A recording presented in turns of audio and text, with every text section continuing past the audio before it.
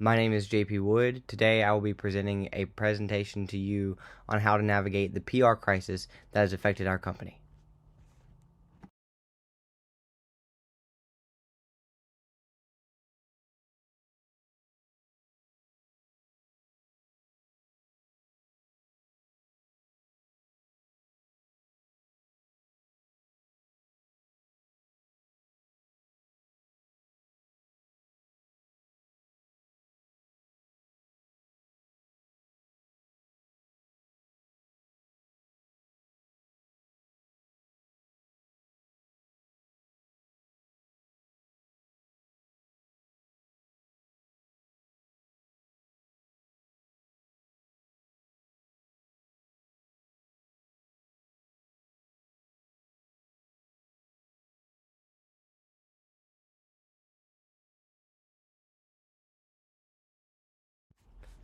As you all well know, on March 1st of this year, an elevator at the New York Times headquarters suddenly collapsed and plummeted several stories, injuring 4 staff writers in the process.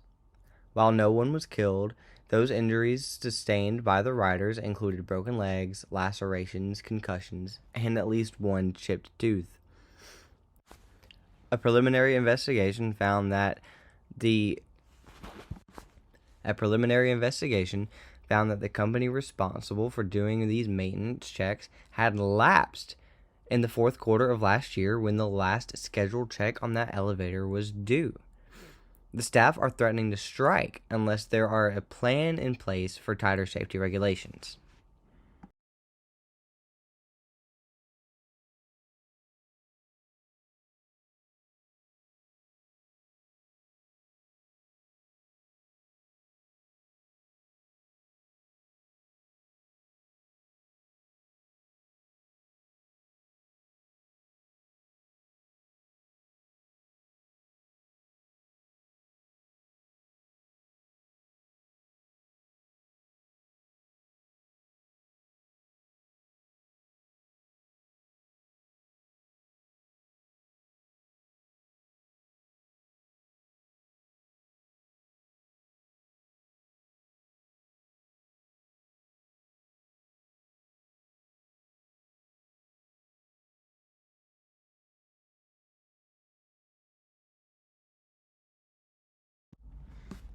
The impact on our reputation is going to be more so as a company rather than as a news or media source.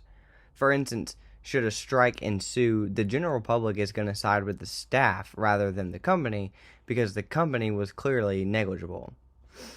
Faith and trust are severely betrayed among our staff.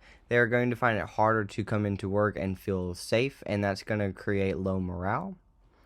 Other writers in the industry are going to be hesitant to seek employment at the New York Times if they feel like they're unsafe in their office.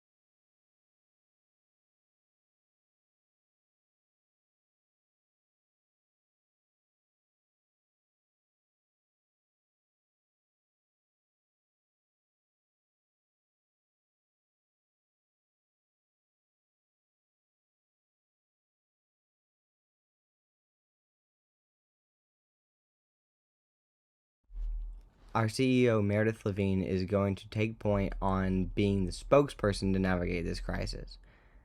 The choice in picking Meredith is because since most of the damage done is internal and towards the staff, we want Meredith to be able to directly answer and speak to a lot of the staff that's going to be now having these questions.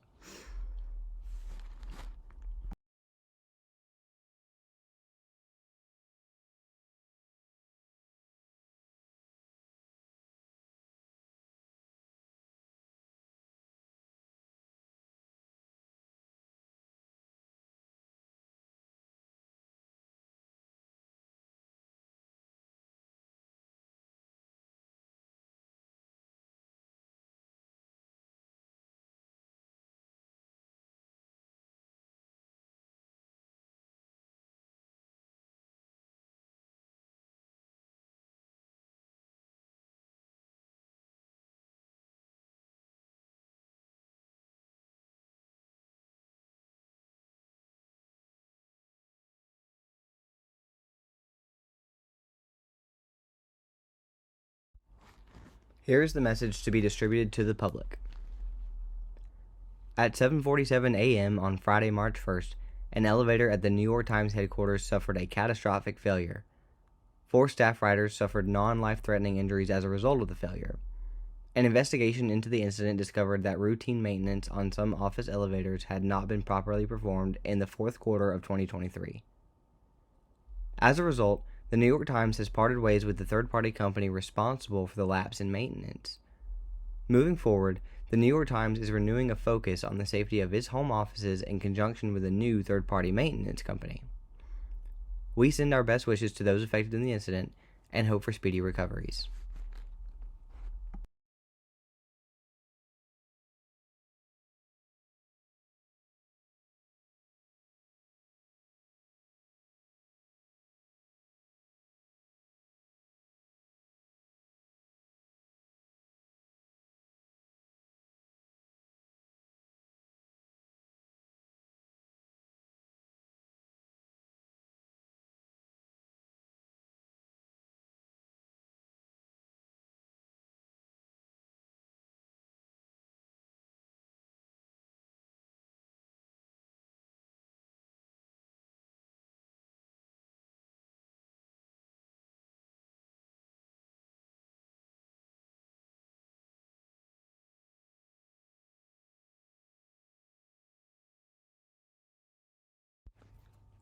This is the message to be distributed internally among New York Times staff.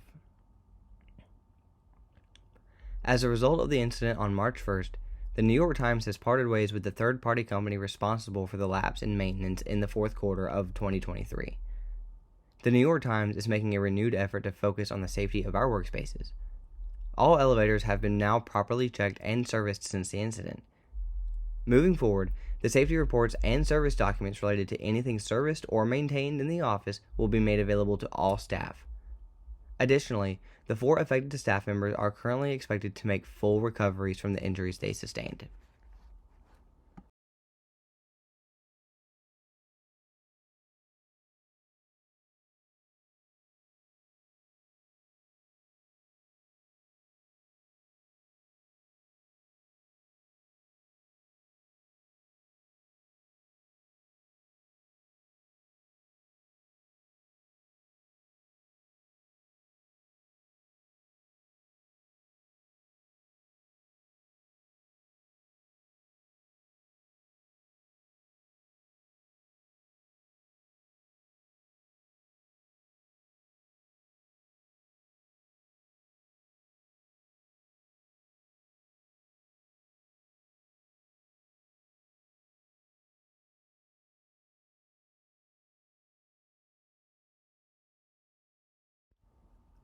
Our primary tool to navigate the crisis among the public is going to be a press conference with CEO Meredith Levine. As part of the strategy to navigate the crisis among the public, Meredith Levine will host a press conference to speak to the media. The press conference will allow the public, media, and striking employees to see the main face of the company and answer questions openly, honestly, and truthfully.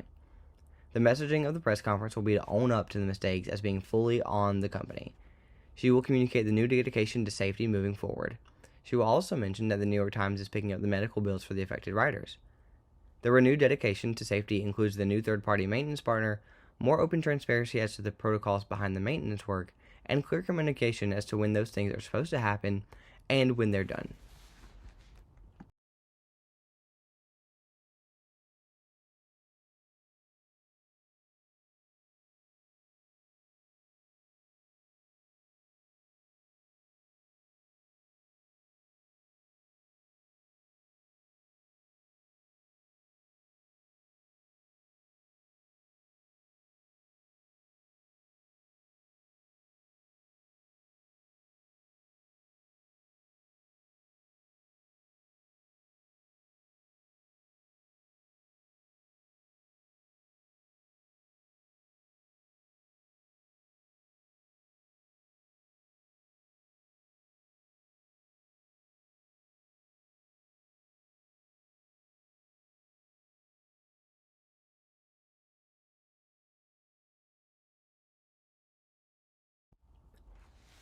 The primary tool to navigate the crisis internally will be a town hall with CEO Meredith Levine. The town hall will allow staff to speak directly to the CEO about what led to the incident and what steps the company is taking to avoid it happening again. By allowing the CEO to be fully available to answer questions, the hope is that enough goodwill will be garnered among the staff to break or avoid a strike.